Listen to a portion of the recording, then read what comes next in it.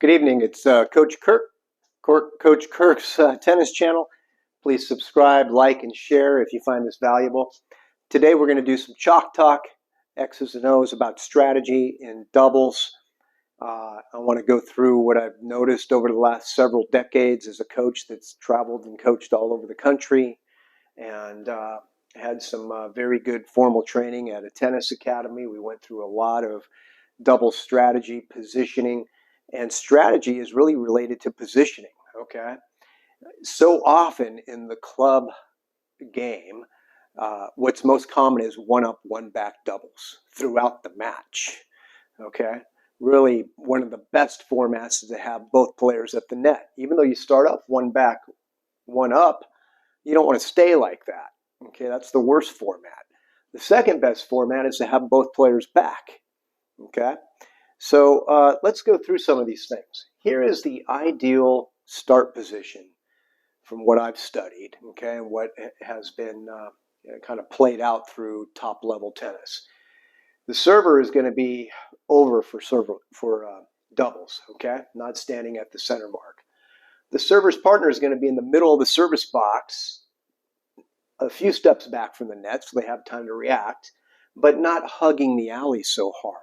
Okay, what's very common in club play is for the server's partner to be playing too far over. Okay, and sometimes that's a result of the server serving as if they're playing singles near the center mark.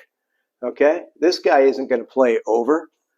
He's afraid of getting tagged in the back of the head.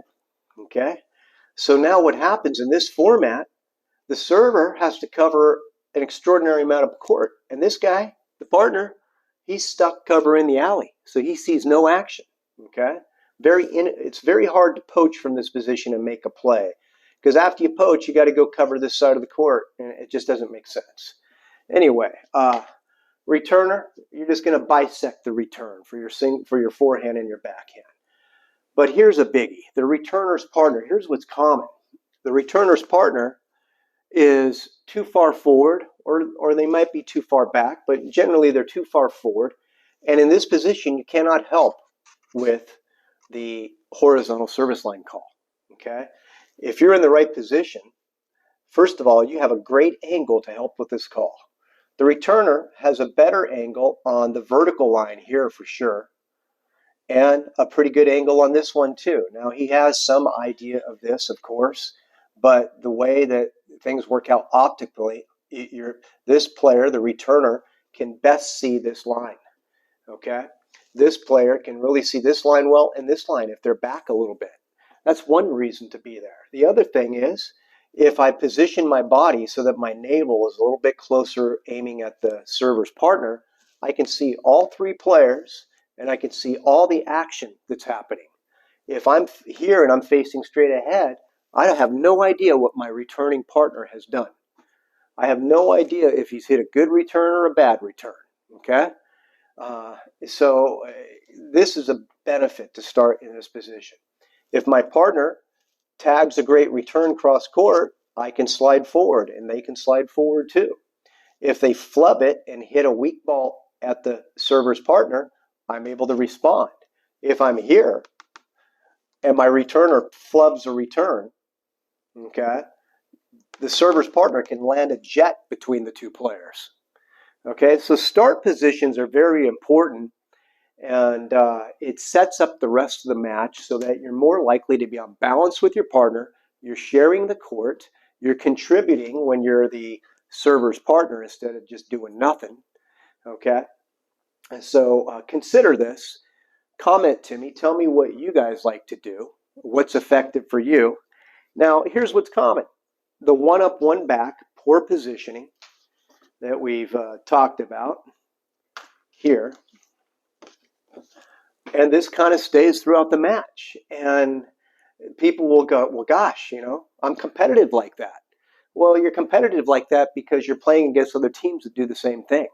If you play against a team that knows how to come in and take over the net, you're a mess most of the time, if they're competent at how they come forward and take over the net. Okay, now that doesn't mean you can play this position without skill.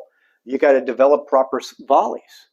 What happens in this position, okay, so often is this player is pretty good at hitting maybe a ground stroke volley, right? They're not very comfortable coming in and sharing the court properly. They're not very comfortable coming in and getting down low for a proper backhand volley so that the racket head is above your wrist. They're more inclined to hit ground stroke volleys, inviting the ball to drop below the level of the net. And you may hit one or two great shots like that, but if you go forward with your opponents and you get into a ping pong, you're going to have a hard time with ground stroke volleys. You just don't have time for a big backswing. You don't have time for a big follow through. It's just a big disadvantage. So try it out and let me know how that works for you. It's going to take some practice. If you have a wall, get on the wall and practice hitting volleys on the wall. Okay, get good at that. That'll help your volley tremendously. That'll help you play better with your partner. Get good at hitting volleys against the wall. All right, Coach Kirk out. Try that out. Let me know how it works for you.